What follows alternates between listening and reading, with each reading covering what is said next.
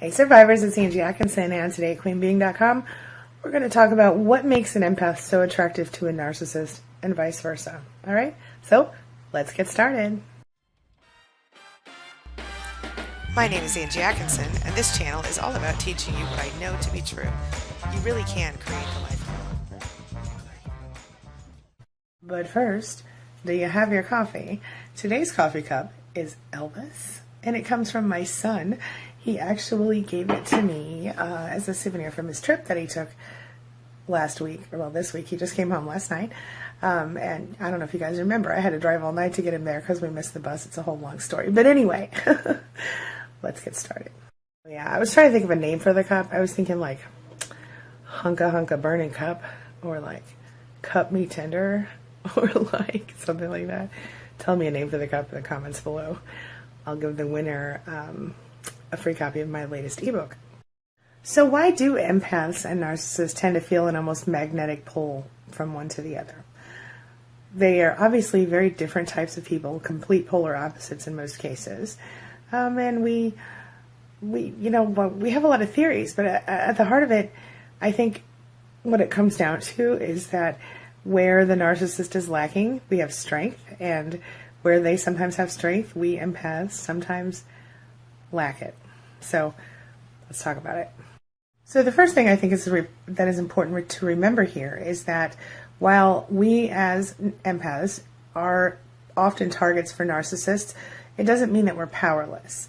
Knowing who we are and knowing what we need is going to make it a lot easier for us to draw the line between a first date with a charmer and the relationship from hell, if we're careful, okay? So if you find yourself in a toxic relationship, you already know that the best solution is to leave. But because it's not really your job to fix anybody else, okay? You have to take care of yourself at this point, and any children you may or may not have. But we're going to talk about what happens when an empath and a narcissist are in a romantic relationship together and how that looks, okay? So the first thing is that the narcissist will often create a certain sense of comfort, believe it or not, for the empath. Now, how does that work and why does that happen? Well, the empath feels a really strong connection to the narcissist, even if the narcissist doesn't do anything to let the empath know that they're on track with their feelings. Part of that is because the empath loves to love.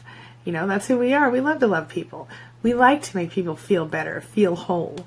We want to make people feel like they're decent people worthy of our attention. And, you know, the problem, of course, with that is that the narcissist is increasingly controlling. The more love and care you show for a narcissist, the more they're going to try to control you in the process, believe it or not.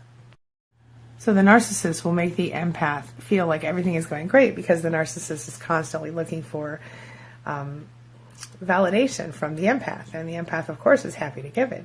So they'll say things like, oh, do you love me? Do you really love me? And of course, inevitably, if you're watching, you'll notice that the narcissist loves to turn the conversation around right back to him or herself, and that puts the empath in a position that we're very comfortable and familiar with, talking about someone else. So it's a red flag. Right about the time you get comfortable with the narcissist, they'll bust out the old gaslighting and try to make you feel crazy. They start the devalue phase, and they say things that make you doubt yourself.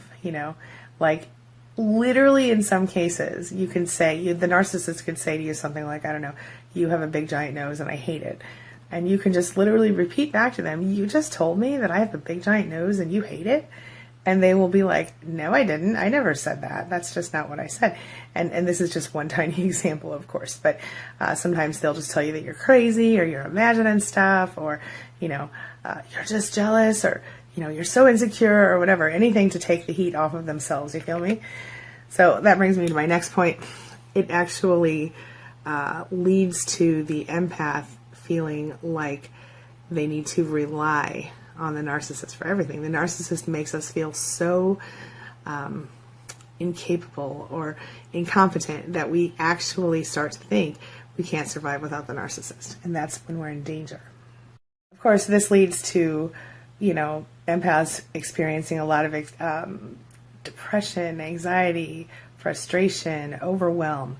It makes us believe even more that we need the narcissist, and it alienates us from people who are really close to us in real life, because the narcissist literally becomes our whole world. Of course, around then, that's when everything that the narcissist says to us is sort of a direct attack on who we are as a person and on our reality in general as we understand it. They take away from us everything that we used to have that made us happy, everything that made us feel like real, true joy. They take away anything that we used to consider normal. Normal becomes confusing and different. You start to feel like you don't matter, you're inadequate, you're worthless, and everything that you are is wrong. And that's because the narcissist needs you to feel that way so that you can't recognize how amazing you are and move on with someone who actually gives a shit about you. Really, truly, that's really what it is.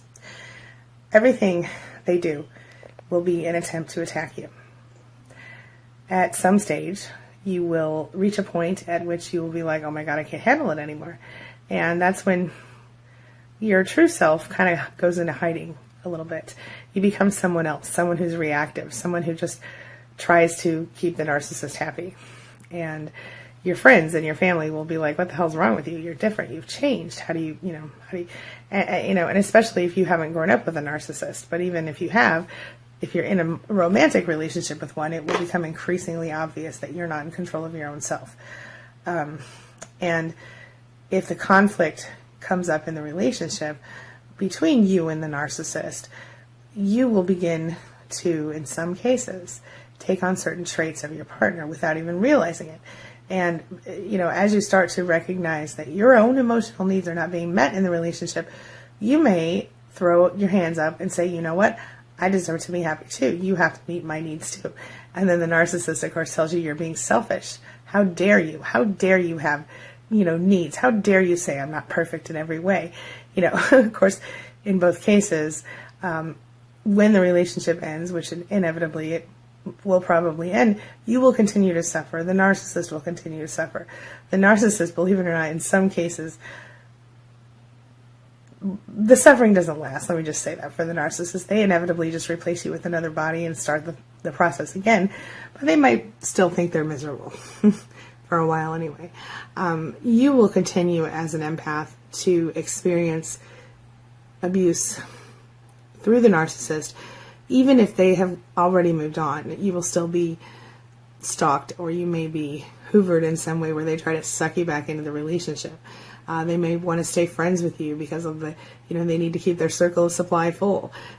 Eventually you get to this place where you are watching the narcissist continue to equally toxic or more so toxic relationships, and you will continue to experience abuse. And that's when you have to go, no, that's enough. Now, here's something you have to watch out for. When the relationship ends, a lot of times empaths will see themselves as the problem because, in my opinion, it's easier for them to understand that, we need closure. We're thinkers. We need closure. We need to understand why things happen. And if there's no other explanation that we can logically get out of our own heads, because the narcissist certainly won't help us with it, then we find ourselves feeling like we're the problem, because we know we can fix ourselves. We figure we must have failed in some way. We figure that all of the narcissist's words that are in our heads right now, well, maybe you were selfish for thinking about your own needs. Maybe you were, selfish for, saving yourself first. Well, you weren't. And you have to remember what you dealt with and stop doubting yourself so much, huh? The fact is, it wasn't your fault. There's not anything wrong with you. As a matter of fact, there's a whole lot of things that are really right about you. And that's why you had to step forward and move yourself on, even if it wasn't your choice at the beginning. Now you know it wasn't your fault. If you want to heal, which I think that you do because you're here today, right? The biggest thing that's going to happen to you that's going to be amazing is that you're about to go through a big transformation. It'll hurt. It'll be painful. But so is being with a narcissist. Probably more so. And when you begin to understand that and start to grow and start to move yourself into a healing place, that's when you're going to realize, my friend, you deserve to be loved the way that you love. You deserve to be trusted. You deserve to be cared about and even put on a pedestal, because that's exactly what you're going to do for anyone you love, right? Why don't you deserve the same thing? Well, you do. I'm here to tell you that you do. All right? I want you to know that you're going to heal. I want you to know that, yes, you have been broken. Yes, you were damaged, but you are not done. Like the narcissist, they are done because they won't change. But you are willing to recognize, that you actually can change and can become better. The narcissist won't do that because the narcissist remains who they are permanently. They don't think anything's wrong with themselves in most 99% of the cases, huh? The narcissist will carry on. The narcissist will move on to a new victim. They will absolutely be completely unaware that they are the reason for their own unhappiness. But that's not your problem anymore, my friend, because you're going to grow. You're going to change. You're going to evolve from this experience, and you will become the strongest person that you know in real life. I promise you. Just be strong now. Stay as strong as you can. Give yourself a minute to cry if you need to. Recognize that you must protect yourself. You must balance yourself, and you must evolve. When you do that, it's going to get so beautiful. I promise you. See you soon. Have a wonderful weekend, and I'll see you tomorrow for Self Love Sunday. Don't forget. Thanks as always for being a part of my day and a part of my life. And hey, thanks for letting me be a part of yours. It really does mean a lot to me. It's my mission to teach others what I know to be true. You really can create the life you want. Take care of your body. Take care of your soul. Nurture the real you and introduce him or her to the world. Be comfortable in your own skin and in your place in this world. Take your spot. Take it now.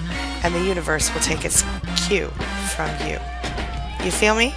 If so, subscribe to my channel. Let's get it done together.